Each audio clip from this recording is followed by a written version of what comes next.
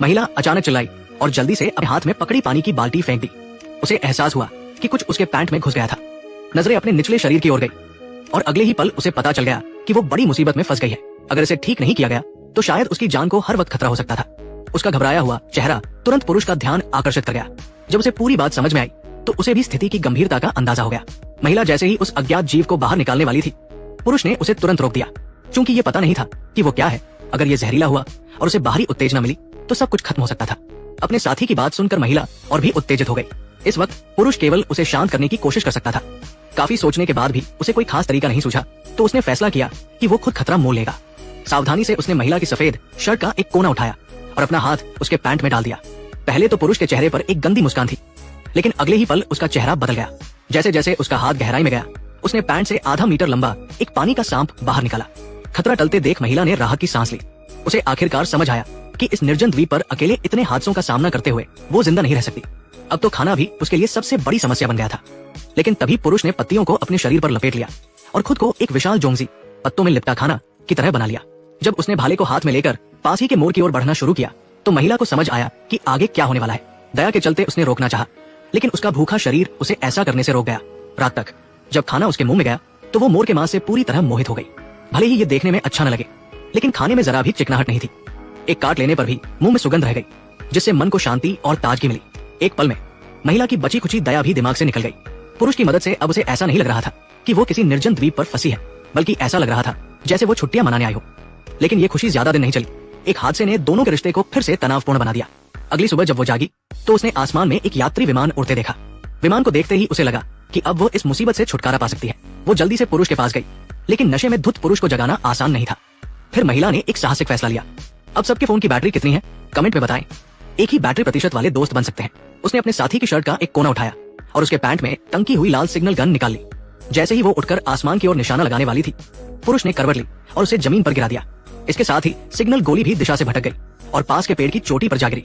महिला ये सब स्तब्ध होकर देखती रही, क्योंकि बंदूक में केवल एक गोली थी, यानी उन्होंने अपनी एकमात्र मदद की उम्मीद खो दी।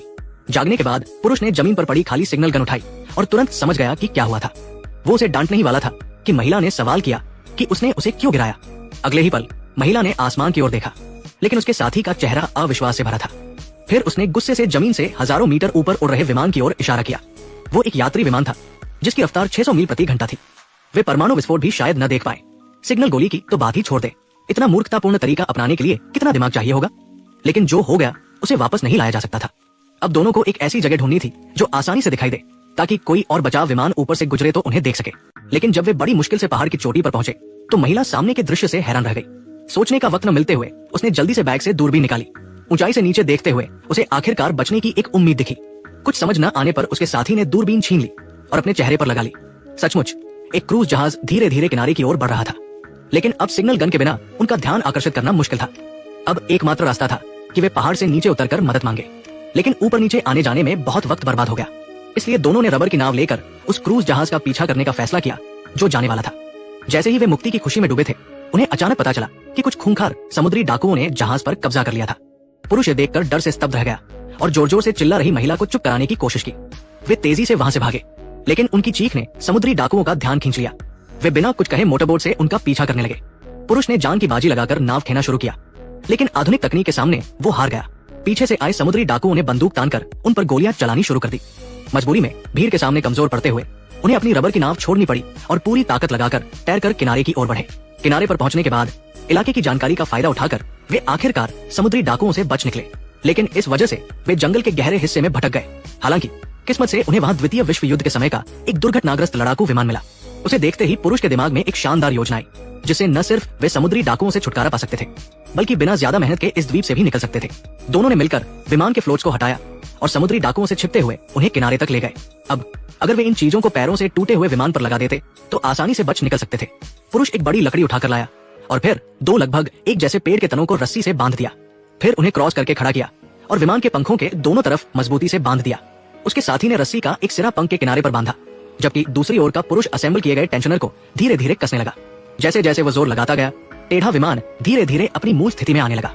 ये देखकर उत्साहित महिला ने भी अपनी थोड़ी सी ताकत लगाकर उसे सीधा करने और स्थिर करने में मदद की। इसके बाद दोनों ने अगला कदम उठाया।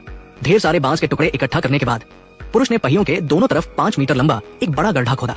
फिर दोनों ने मिलकर एक लोहे के खोखले फ्लोट को उस गड्ढे में डाला। इसके बाद जल्दी से विमान को बांधने वाली रस्सी खोल दी और तब लैंडिंग गियर ठीक उस फ्लोट पर आकर टिक गया। फिर पुरुष ने केबिन के दरवाजे के दोनों तरफ एक एक छेद बनाया और पहले से तैयार बांस के टुकड़ों को उसमें से गुजार दिया। इस तरह दुर्घटनाग्रस्त विमान ने दोनों की मेहनत से अपनी पुरानी शान वापस पा ली और इसके साथ ही समुद्र पर फिसलने की क्षमता भी हासिल कर ली। जैसे ही वे विमान को स्थिर करने वाली चीजों को हटाने की तैयारी कर रहे थे, अचानक आसमान से एक अजीब आवाज आई। इससे पहले कि वे कुछ समझ पाते, एक गोला विमान के पीछे आ गिरा। पुरुष इस अचानक हुए हमले से घबरा गया। ध्यान से देखने पर पता चला कि पास ही कुछ खूंखार समुद्री डाकू मौजूद थे। इस संकट के पल में दोनों ने जल्दी से पेड़ के तनों को विमान से हटाया, लेकिन तभी पहली बार की निशानेबाजी के बाद समुद्री डाकुओं के गोले अब किनारे पर खड़े दोनों को निशाना बना रहे थे। करने का मौका न मिलने पर पुरुष को विस्फोट की ताकत ने पास खड़े साथी को प्रभावित कर दिया। वो जल्दी से उसकी हालत देखने गया, लेकिन जो उसने देखा उससे उसकी सांसें थम गई। पुरुष के सीने पर खून से लथपथ एक गहरा घाव था। इस गंभीर स्थिति में महिला ने बिना हिचकिचाहट के उसे उठाने की पूरी कोशिश की। इस वक्त समुद्री डाकू उनके और करीब आते जा रहे थे। शायद कुछ ही मिनटों में वे किनारे पर पहुंच जाते। अभी थोड़ी सी चेतना बाकी पुरुष को भी अपनी हालत का अंदाजा था। उसने शरीर के दर्द को सहते हुए खुद को मुख्य पायलट की सीट पर पहुंचाया। सब कुछ तैयार करने के बाद उसने दृढ़ता से इंजन शुरू किया। उसे नहीं पता था कि विमान ठीक से चलेगा या नहीं, लेकिन कोई और रास्ता न होने के कारण उसे ये जोखिम लेना पड़ा। सौभाग्य से आखिरी सेकंड में पुरुष ने विमान को फिसलाना शुरू कर दिया। हर गोला सटीकता से समुद्र तट पर गिर रहा था। ये देखकर समुद्री डाकुओं का सरगना खुद आगे आया और दोनों को एक ऐसा सबक सिखाने की तैयारी करने लगा जो वे जिंदगी भर न भूले।